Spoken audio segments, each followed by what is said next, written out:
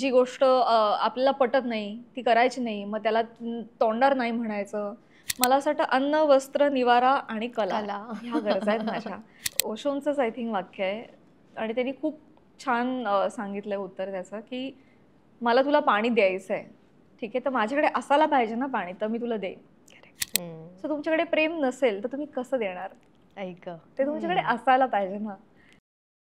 मला तुझ्या फ्रेंड्स विषयी जाणून घ्यायला आवडेल. म्हणजे शाळेत असताना प्राजक्ता माळी बॅक बेंचर होती का फर्स्ट बेंचर होती? First bencher. शक्यच नाही ना. अनडाउटेडली. अच्छा, म्हणजे तेव्हापासूनच अशी पहिल्याच बाकावर. हा टीचरची फेवरेट.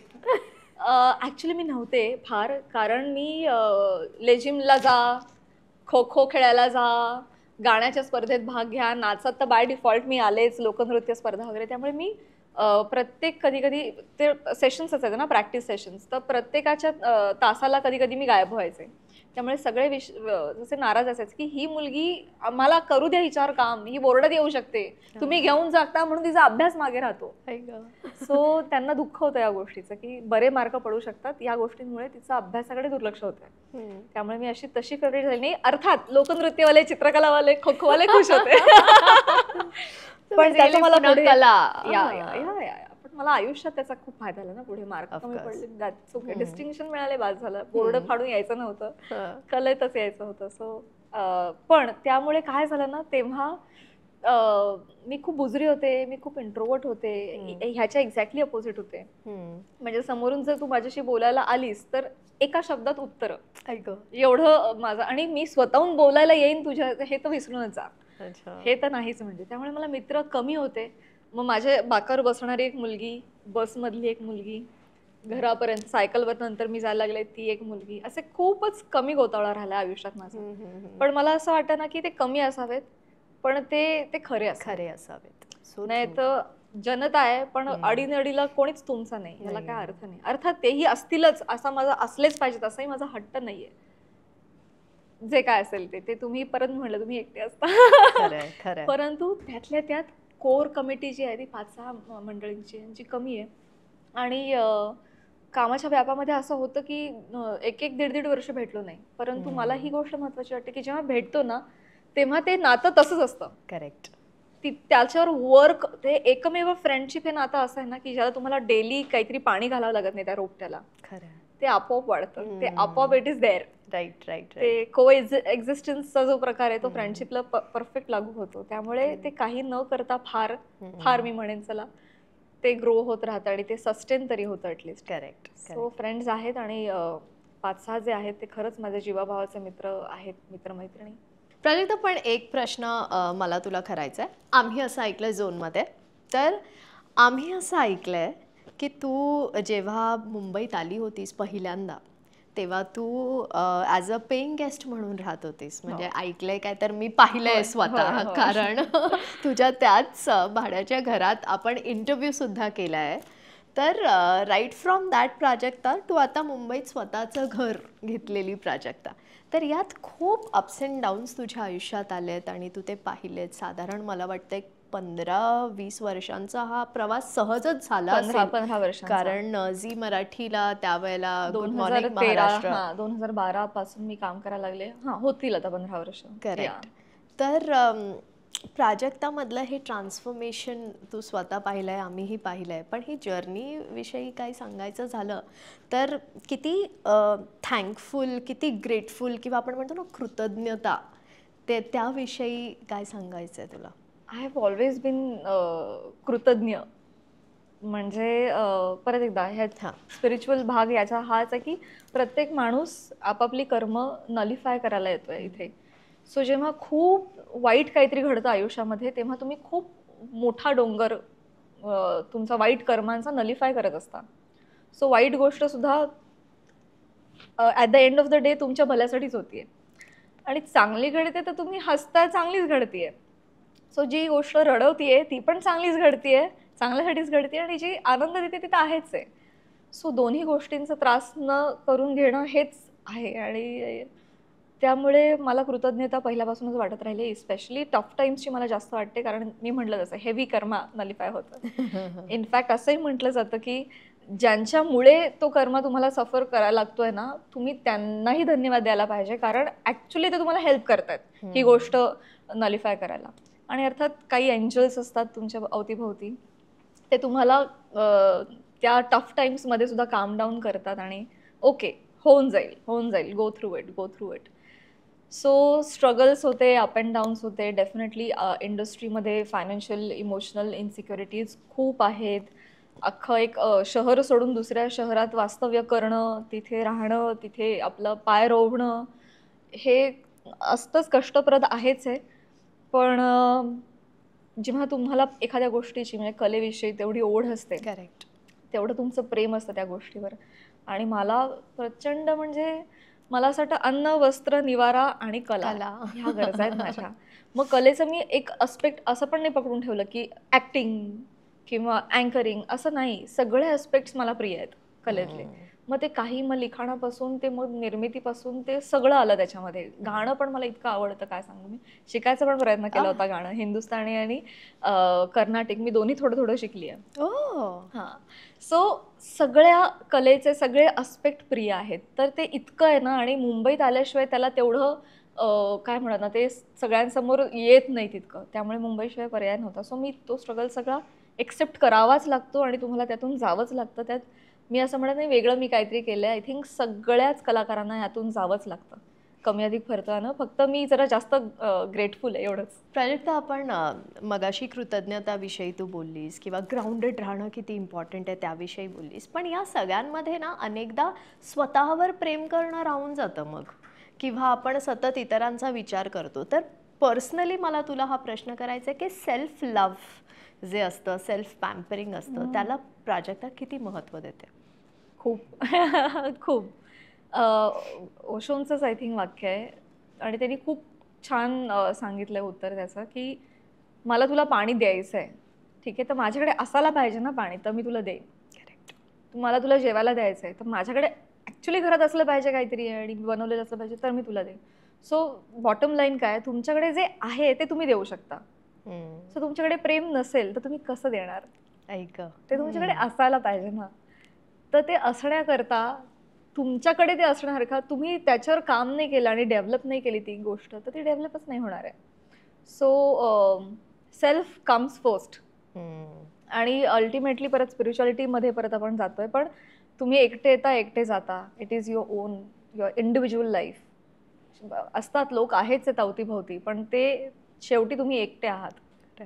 तुम्हाला जे तुमच्या ज्या इमोशन्स आहेत, तुमचा आनंद, तुमचं दुःख, तुमचं जे आहे ते दुसरं तुम्ही म्हणू शकत नाही थोडं आज दुःख मला ते मी भोगून येतो, नाही होऊ शकत. तुम्ही ठरवलं आणि त्यांनी घ्यायचं ठरवलं तरी ते होऊ नाही शकत. It is you ultimately. Correct. So तुमचं स्वतः बरोबरचं तुमचं नातं उत्तम पाहिजे. तुम्ही तुमचं आयुष्य आनंदानं जगलं पाहिजे आणि त्यासाठी जे जे अपेक्षित आहे ते करणं हे सर्वाधिक महत्वाचं आहे. बाकी सगळं काय म्हणतात ना, अत्यंत जवळची व्यक्ती म्हणून आपलं मूल, ते सुद्धा एका पॉइंट नंतर डिटॅच होणारच आहे. त्याला तुम्हाला सोडावंच लागणार आहे. मग तुम्हाला नंतर एक 15-20 वर्षांनंतर की आई शपथ 20 वर्ष ह्याच्यात गेली, पण मी माझ्याकडे बघितलं नाही. 20 वर्षानंतर हा अचानक तुम्हाला एक साक्षात्कार होतो, अरे आता काय? मग तुम्ही त्याच्या बरोबर भांडत राहायचं की मला तुझ्या आयुष्यात घे आणि त्याला एकट्याला जायचंय का? तुम्ही तुमच्यावर सतत काम करत राहायचं आणि be happy alone. Correct. So being happy alone is my first फंडा, की तू स्वतःबरोबर कम्फर्टेबल आणि आनंदी असलं पाहिजे. त्यासाठी प्राजक्ता काय करते? खुश राहणं म्हणजे बेसिकली काय असतं? आय थिंक मी ना जे प्राणायाम करते ना, सुदर्शन क्रिया करते मी दररोज बाय डिफॉल्ट. सुदर्शन क्रिया हा प्राणायामाचा एक प्रकार आहे, जो श्री श्री रविशंकरांनी आर्ट ऑफ लिव्हिंगमध्ये ते शिकवलं जातं. तो कोर्स आहे प्रॉपर, एक बेसिक कोर्स. तर त्यामधून आहे ना एक हेवी अमाऊंट ऑफ माइंडफुलनेस निर्माण होतो. अच्छा. हां, हां. बिलकुल. सो त्यांनी मला खूप मदत होते. ऑल्सो म्हणजे बेसिकली ते मेडिटेशन असतं का? प्राणायाम केल्यानंतर तुम्ही मेडिटेशनमध्ये जाता. मी आता 3 त्रिसूत्री मी फॉलो करते. मी सांगू इच्छिते. आत्ताच मी आता माझ्या मित्राला सांगत होते. योग म्हणजे काय? तर फिजिकल एक्सरसाइज. जे जे तुम्हाला अंग ह्यानी जे त्याला स्ट्रेचेस वगैरे जे आहे तिथे, मग तुम्ही तिथे श्वास घ्या वगैरे हे जे सगळं, पण फिजिकल व्यायाम जो आहे तो योगमध्ये येतो. श्वासोच्छवासाचे व्यायाम जे असतात श्वासालाच आयुर्वेदामध्ये संस्कृतमध्ये प्राण म्हटलंय, म्हणून प्राणायाम, आयाम व्यायाम असं प्राणायाम झालंय. सो श्वासोच्छवासाचे व्यायाम प्रकार म्हणजे प्राणायाम. सो ते अनुलोम विलोम भस्त्रिका वगैरे हे जे असतं, भ्रामरी वगैरे, कपालभाती, हे सगळे प्राणायाम आहेत. आणि काही न करणं, मांडी घालून बसून डोळे बंद करणं आणि काहीच नाही, विचार नाही करायचा आहे, विचारशून्य अवस्था इज मेडिटेशन. परंतु नुसतंच डोळे बंद करून, मी कित्येक वर्ष मी जुळणीतीच्या सेटवर मी बसायचे डोळे बंद करून, पण थॉटलेसनेस म्हणजे विचारशून्य अवस्था येतच नाही तुमच्या आयुष्यात. ती खूप डिफिकल्ट आहे अचीव्ह करणं. एका थॉट नंतर एक थॉट ही रांग रेल्वे सारखी चालू राहते. परंतु सुदर्शन क्रिया ही प्राणायामाची एक सिरीज आहे. 20-25 मिनिटं लागतात ती करायला, आणि ती संपल्यानंतर तुम्हालाही कळत नाही तुम्ही ध्यानात गेलेले असता. सो त्यांनी ध्यान करण्याची तुम्हाला चावी दिली आहे. ध्यान करा करा हे आजतागायत सगळे सांगत आले, परंतु ध्यान लागत नाही, हा ह्युमन काइंडचा प्रॉब्लेम होता. आणि ते खरंच अवघड आहे, आणि day by day is getting very difficult because of social media आणि सगळंच केऑस अराउंड. सो त्यांनी ही चावी दिली आहे, हे प्राणायाम तुम्ही करा आणि तुम्हाला ध्यान लागणार आहे. अच्छा. सो मी ते अर्धा तास करते आणि पुढचा 1 तास मी ध्यानात असते. म्हणजे किती, मी अलार्मच लावत नाही की आज काय नाहीये ना, जेव्हा उठेन तेव्हा उठेन.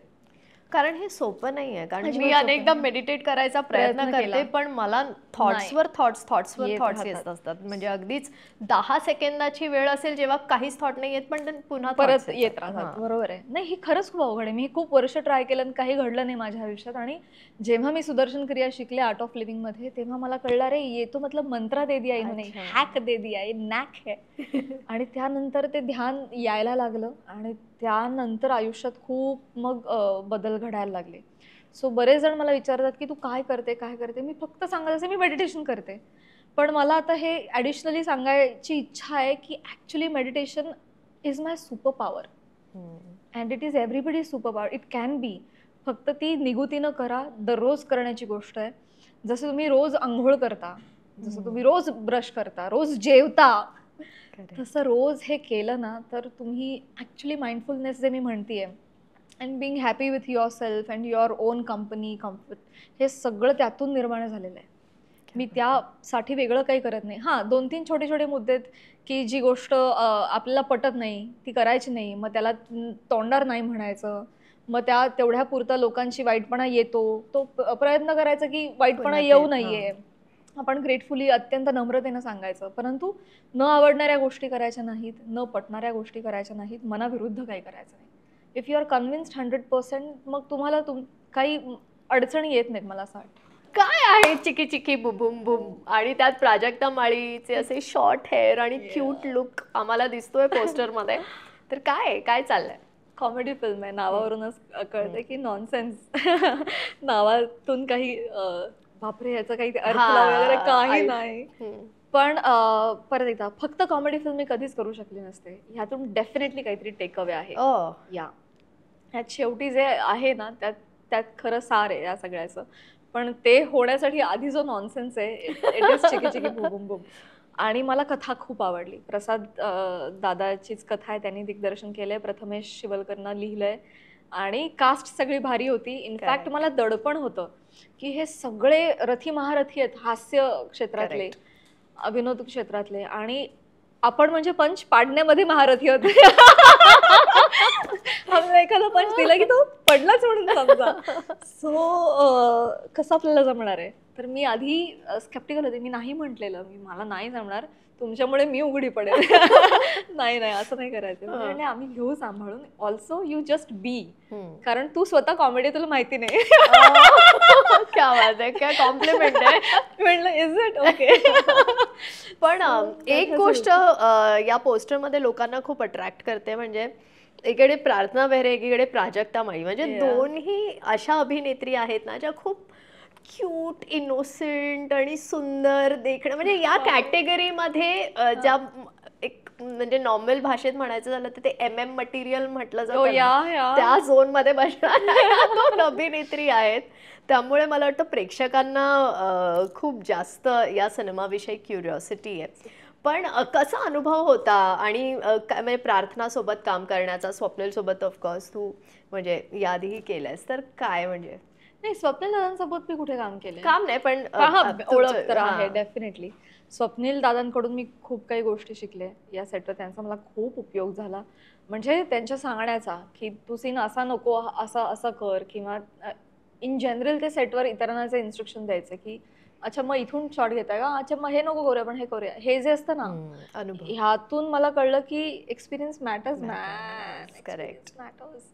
ऑल्सो प्रसाद दादा जितक्या पॅशनेटली करत होता, की नाही हा शॉट पाहिजे म्हणजे पाहिजे. म्हणजे आय स्टील रिमेंबर एक शॉट, अख्खी फिल्म रात्री घडतीये. आम्ही बाय द वे 22 रात्री, 21 का 22 रात्री नाईट शूटिंग केलेलं आहे या फिल्मचं. हो हो. आणि पूर्ण फिल्ममध्ये मी चिनी दिसतेच कारण हे आहे. हे आधीच सांग. की एक तर मी बापरे, झोप मला नाही. झोप मला अजिबात सहन होत नाही. 10 वाजले की माझा झोपायचं. मी मनाने बंद असते. बाकी तुमचं काय काय चालू असू दे.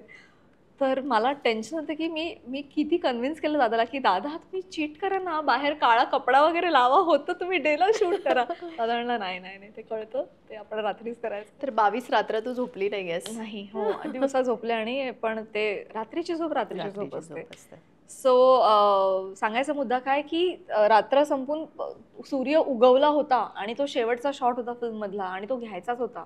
लाईट दिसायला लागले तिकडे तिकडे, ते आम्ही झाकतोय, पण दादा कन्व्हिन्सच होत नव्हता. तो शॉट त्याला जसा हवा होता ना, आम्ही जवळपास 11-12 रिटेक्स केले असतील, पण त्यांनी सोडलं नाही आम्हाला. तो म्हणला नाही नाही, हे पाहिजे, हे असंच पाहिजे, हे असंच पाहिजे. सो त्यामागची पॅशन मला माहिती होती. प्रसादाला मी सेटवर पाहते, सगळ्यांचं फिल्म विषयीचं प्रेम. सो या सगळ्या गोष्टींमुळे शिकायला मिळालं. एक वेगळ्या धाटणीची फिल्म, मला वेगवेगळ्या गोष्टी करायला आवडतात ना, सेम ते सेम करणं Correct. म्हणजे बोरिंग होऊन जातं मला. सो म्हटलं हे असं मी कधी करणार आहे. एक वेडसर मुलगी, एक वेडसर मुलगी आपल्याला कधी कोण ऑफर करेल. मला याचाच आनंद आहे की आपल्याला आपल्या चेहऱ्याला खरं फार जात नाही म्हणून तो विग बिग केलेला आहे. तर म्हटलं तू हुशार दिसशील का, आम्हाला तू हुशार नको दिसायला हवे, म्हणून त्याला त्यातल्या त्यात मी किती कशी माठ दिसेल कुठल्या कुठल्या कुठल्या गोष्टी, ते सगळं आम्ही केलं. आणि मला अशी एक छान येडपट मुली साकारता आली. म्हणजे हॅपी गो लकी. त्यांचं काही ठरलेलं नाही आयुष्यात. सगळ्यांचं रियुनियन आहे, ते गेट टुगेदर आहे. आणि सगळे नग असतात, जसे फ्रेंड्स एकत्र आले की सगळे नग असतात, आपापल्या कोर मध्ये असतात सगळे. करेक्ट. तसे ते आहेत. आणि मग काय काय घडतं ना, त्याची कथा आहे चिकी चिकी बूम. पण एक काहीतरी त्यातून तुम्ही नक्की टेक अवे घेऊन जाल. सो डोकं बाजूला ठेवून या फिल्म बघायला वगैरे असं मी अजिबात स्टेटमेंट करणार नाही. नाही, याच्यातून प्रत्येकाच्या आयुष्यात कधी ना कधीतरी असं इन्सिडेंट येऊ शकतो कदाचित. You have to be aware about it. So yes, go watch the film.